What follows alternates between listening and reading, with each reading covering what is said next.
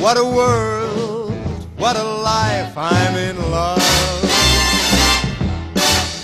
I got a song that I sing, I can make the rain go anytime I move my finger. Lucky me, can't you see I'm in love? Life is a beautiful thing, as long as I hold the string. I'd be a silly so-and-so. 2, 1. Is now open for business. Maryland's second slot, big as the boardwalk. To get here. Downs is said to be so crowded. Its first casino. Open, we're gonna be here. will attract Maryland gamblers who now. She loves the casino. The lines of people waiting to play the slot machines. This is just today's tape? Yep. Good shit. The Judge's Game. I'd heard about it for years on the street before I was even in law school. A rotating group of 10 or 12 judges, prosecutors, and professors. They all have money. Plenty wise. We know what we're holding, and we know what you're holding. The fuck you know what we all got. Summer clerkship in your office says I know what you're holding. I don't bet with jobs like that. Let's just say I'll put you at the top of the list if you're right. Okay. Well, you were looking for that third 3, but you forgot that Professor Green folded it on 4th Street, and now you're representing that you have it. The DA made his 2 pair, but he knows they're no good. Judge Kaplan was trying to squeeze out a diamond flush, but he came up short, and Mr. Eisen is futilely hoping that his queens are going to stand up. So, like I said, the dean's bet is $20. Well, kiss my ass. Kiss my ass. I do. Bet you win. What'd you have, babe? Nothing but a busted straight. Oh, come on. It's good enough to win. Take it down. All right.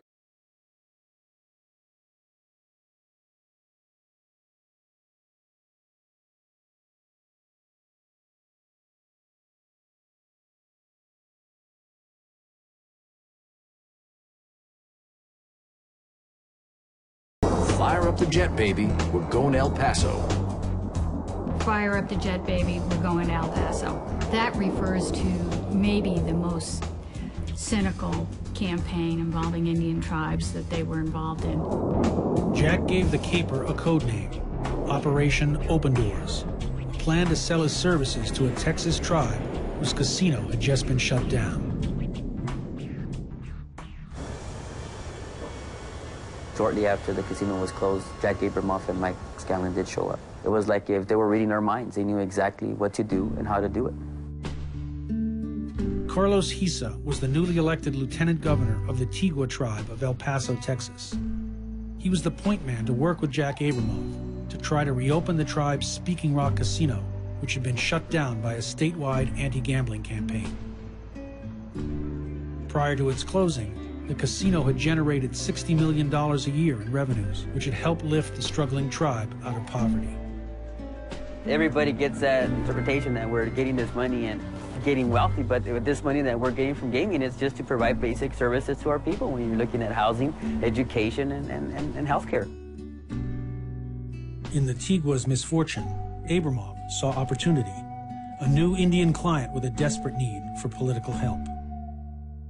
In a 3-month period, you paid $4.2 million? Yes. Didn't that strike you as wildly exorbitant? No. It was presented to us that this money needed to be paid so that our effort could move. That was my first year as a lieutenant governor. I had no idea how anything worked in Washington.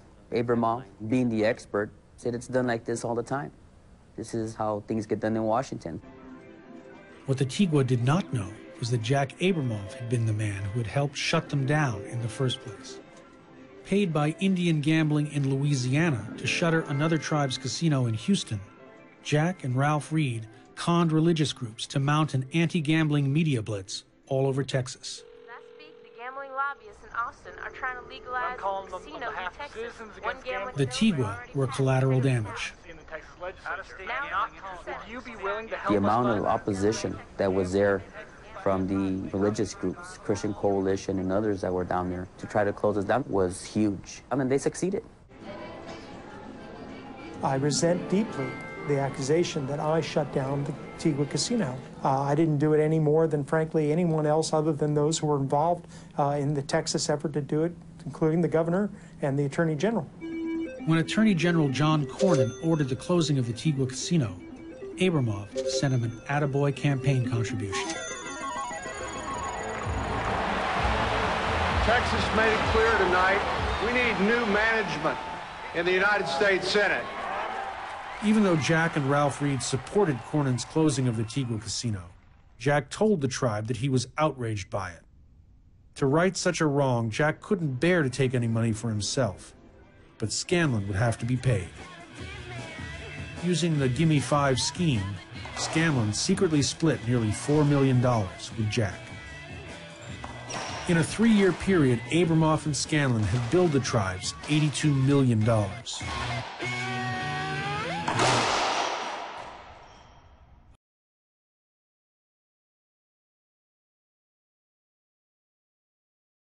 The Country Cottage Inn sits right off Interstate 68 in the small town of Flintstone. Since taking over the restaurant in October, Lisa Purnell and Moundy Selby have found a place for their home-style cooking. It's a close-knit community and people are very warm and welcome, so, we're happy. Just a few miles away from the restaurant is Rocky Gap Lodge and Golf Resort. Visitors come to enjoy the quiet waters and various outdoor activities the resort has to offer.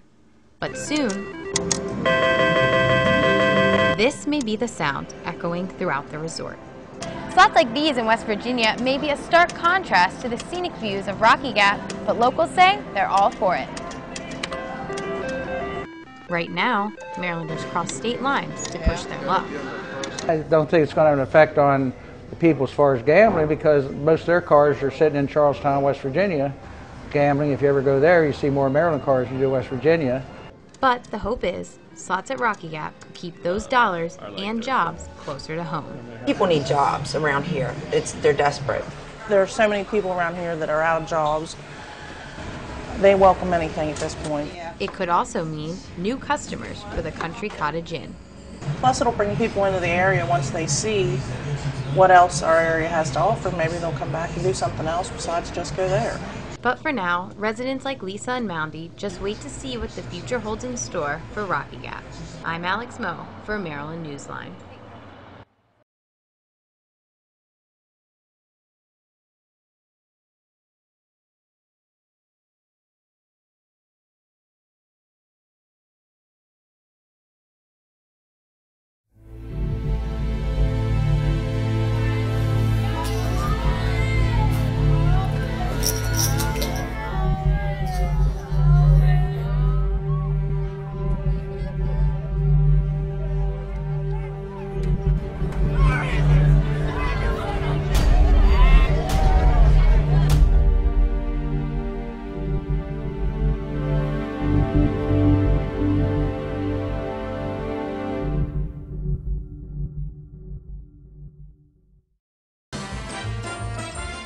If it sounds too good to be true, it is. Annapolis politicians promise slots will fix our economy.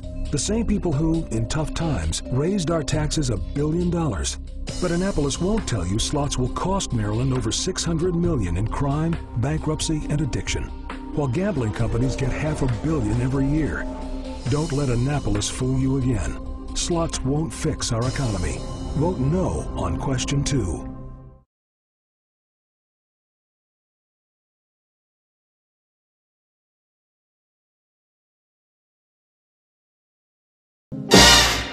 What a world, what a life, I'm in love.